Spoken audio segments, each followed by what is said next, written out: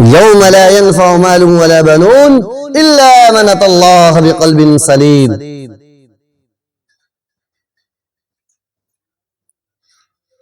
آپ لوگ کو نیند آنے لگی؟ ایک بادشاہ تھا، اس بادشاہ نے یہ کہا کہ جو جتنا بڑا قصہ سنا سکتا ہے، مجھے قصہ سنا کر، کہانی سنا کر، واقعہ سنا کر تھکا سکتا ہے، اسے اتنا زیادہ انعام ملے گا۔ لوگ قصے بنا کر لاتے رہے، پیش کرتے رہے۔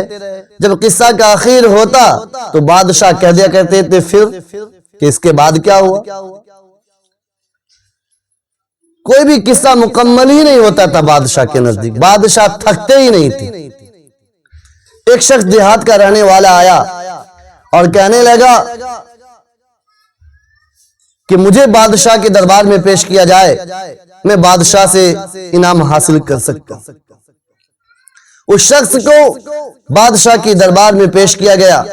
اس شخص نے بادشاہ کو قصہ یوں سنانا شروع کیا۔ آپ لوگ بھی سن رہے ہیں؟ آپ لوگ سن رہے ہیں؟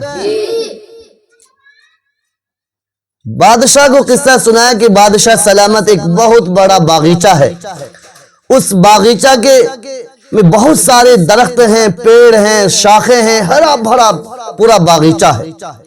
اس باغیچے پر ڈھیر ساری چڑیاں ہیں، ڈھیر سارے گھونسلے ہیں، آشیانے بنے ہوئے ہیں۔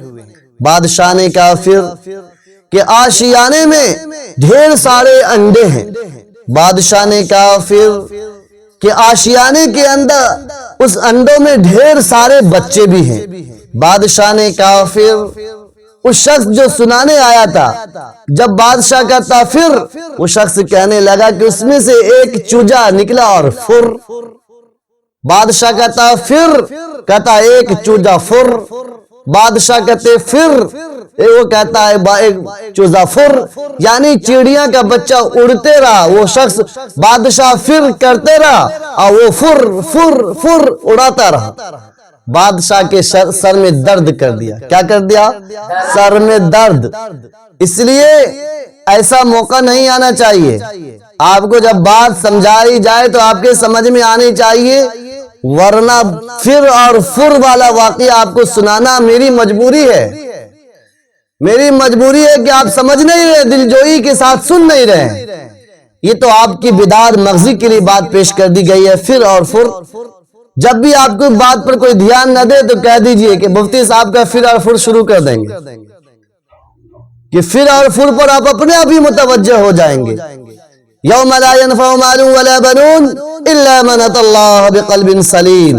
اللہ تبارک و تعالی نے قرآن مقدس میں ارشاد فرمایا، اس دن، کس دن؟ روز محشر، یوم لا ينفع مال ولا بنون، نہ آپ کا مال کام دے گا، فائدہ پہنچائے گا، نہ آپ کی اولاد آپ کو فائدہ پہنچائے گی، نہ آپ کی اولاد آپ کے کام آئے گی، کوئی چیز آپ کے کام نہیں آئے گی، الا من اتى اللہ بقلب سلیم، مگر جو شخص سنوارا ہوا دل لے کر آئے گا، جو شخص دل کو مانجھ کر آئے گا، جو شخص دل کو سنوار کر آئے گا، جو شخص دل کو مزین کر کے آئے گا، جو شخص دل کو آراستہ کر کے آئے گا، جو شخص دل پر محنت کر کے آئے گا، جو شخص دل کو بنا کر آئے گا، جو شخص اللہ کی محبت کو اپنے دل میں بھر کر لائے گا، الا من اتى اللہ بقلب سلیم،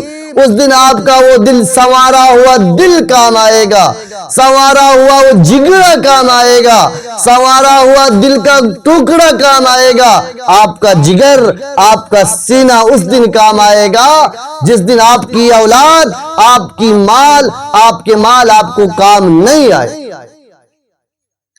اس لیے دل پر محنت کیجیے، دل کے کان سے سنیے۔ میں ہمیشہ کہا کرتا ہوں کہ دل کی ڈائری پر نوٹ کیجئے، دل کی ڈائری پر اور دل پر محنت کیجئے. جس طریقے سے ہماری ماں اور بہنیں برتن کے گندا ہو جانے پر مجنا لے کر خوب ماجا کرتی ہے, خوب لگڑا کر دیا کرتی ہے. کیوں؟ اس لیے کہ اس کا کالا پن دور ہو جاوے, وہ اپنی اصلی حالت میں لوٹ آوے, صاف اور ستھرا ہو جاوے.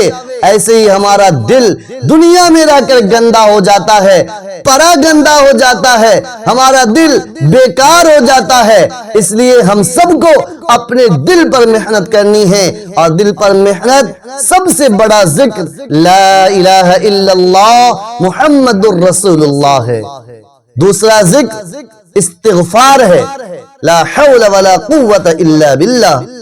پڑھا کیجئے استغفر اللہ ربی من کل ذنب واتوب الیہ. اس کا ورد رکھا کیجئے. آپ کے دل میں جو زنگ آ گیا, حضور پاک صلی اللہ تعالی علیہ وسلم نے ارشاد فرمایا, جس طریقے سے لوہے کو زنگ لگ جاتا ہے پانی لگنے کی وجہ سے, لوہا خراب ہو جاتا ہے پانی لگنے کی وجہ سے, ایسے ہی انسان کا دل بھی گندا ہو جاتا ہے, خراب ہو جاتا ہے, کالا ہو جاتا ہے, کلوٹا ہو جاتا ہے. صحابہ نے معلوم کیا کہ اللہ کے نبی صلی اللہ تعالی علیہ وسلم کہ لوہے کو تو مانج کر صاف کر لیا جاتا ہے, رگڑا دے کر صاف کر لیا جاتا ہے, لیکن دل کو کیسے صاف کیا جائے گا؟ دل کیسے پاک اور پوتر ہوگا؟ دل کیسے ہمارا مزین ہوگا؟ اللہ کے پیارے نبی محمد الرسول اللہ صلی اللہ تعالی علیہ وسلم نے ارشاد فرمایا کہ دو چیزوں پر عمل پیرا ہو جاؤ, دل صاف اور ستھرا رہے گا. نمبر 1 ذکر اللہ, نمبر 2 تلاوت کلام اللہ. کلام اللہ کی تلاوت سے دل نرم ہوتا ہے, دل میں روشنی آتی ہے, دل بنتا ہے, دل سنورتا ہے, دل کے اندر خوف خدا داخل ہوتا ہے. ذکر اللہ سے دل زندہ ہوتا ہے, ذکر اللہ سے دل کے اندر جان پیدا ہوتا ہے. ذکر اللہ سے اللہ کے نبی نے ارشاد فرمایا, ہر وہ دل جو ذکر کرتا ہے زندہ ہے, ورنہ ذکر نہ کرنے والا دل مردہ, مر چکا ہے, مردہ ہو چکا ہے. اب ہم تجزیہ کریں, غور و فکر کریں, سوچیں کہ ہم دن میں کتنی مرتبہ ذکر اللہ کرتے ہیں, استغفار کرتے ہیں, کتنی مرتبہ اللہ کی حمد و ثنا بیان کرتے ہیں, کتنی مرتبہ ہم اپنے دل کو سنوارنے کی فکر کرتے ہیں. اگر کرتے ہیں تو آپ خوش نصیب ہیں. میں آپ کو سلامی پیش کرتا ہوں, مبارکبادی پیش کرتا ہوں. اور اگر آپ فکر نہیں کرتے, دل کو مزین نہیں کرتے, دل کو سنوارنے کی سعی نہیں کرتے, تو یہ لمحہ فکریہ, یہ لمحہ فکریہ ہے. اس کی فکر کرنے کی ضرورت, اس کو سمجھنے کی ضرورت. حاضرین, ٹائم کافی وقت ہو چکا ہے. 12 بجے کے بعد تو ایسے ہی لوگوں کا 12 بج جاتا ہے. ایک صاحب نماز پڑھ رہے تھے, دماغ سے کچھ ہلکے تھے, بچوں کے سب میں کھڑے ہو کر نماز پڑھا کرتے, تو جو ہلکے ہوتے ہیں بچہ بھی ان کا مزہ لیا کرتے. آج بھی دیکھنے کو ملتا.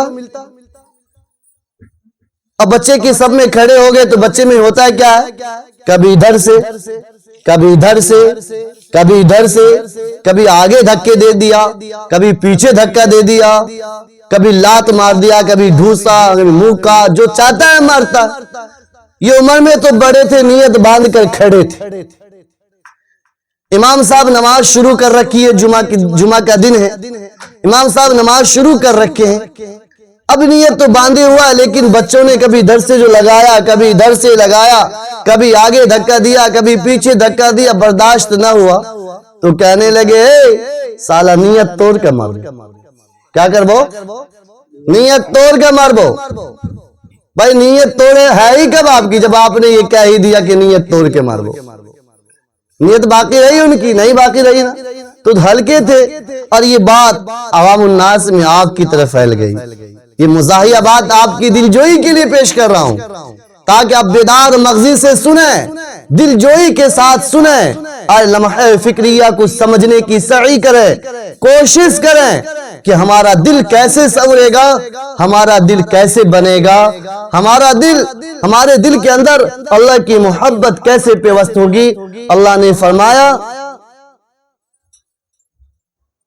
والذین آمنوا اشد حبا للہ، ایمان والوں کے دل میں اللہ کی شدید محبت ہونی چاہیے، شدید محبت ہونی چاہیے۔ ہمارا دل اللہ کی محبت سے لبریز ہو، ہمارا دل اللہ کی محبت سے پر ہو، ہمارا دل اللہ کی محبت سے لبالب بھرا ہوا ہو، تبھی تو یہ دل روز محشر کام آئے گا، جس دن یوم یفر المرء من اخیہ وامہ وابیہ وصاحبتہ وبنیہ لکل امرئ منہم یومئذ شأن یغنیہ۔ آپ وقت تو نہیں رہا کہ آپ کو اس کی تفسیر، اس کی شان نزول اور اس کے تشریح کر سکوں، لیکن آپ کبھی کبھی اپنے ائمہ سے، اپنے علماء سے سنا کرتے ہیں، اور جن حضرات نے نہیں سنا آپ پوچھ لیں گے جا کر یوم یفر المرء من اخیہ وامہ وابیہ، کہ آپ کے امام حضرات، ائمہ حضرات آپ کو بتلائیں گے اور ببانگ دہل بتلائیں گے کہ اس کا مطلب کیا بنتا۔ یہی کہ کوئی آپ کے کام نہیں آئے، کوئی کام نہیں آئے۔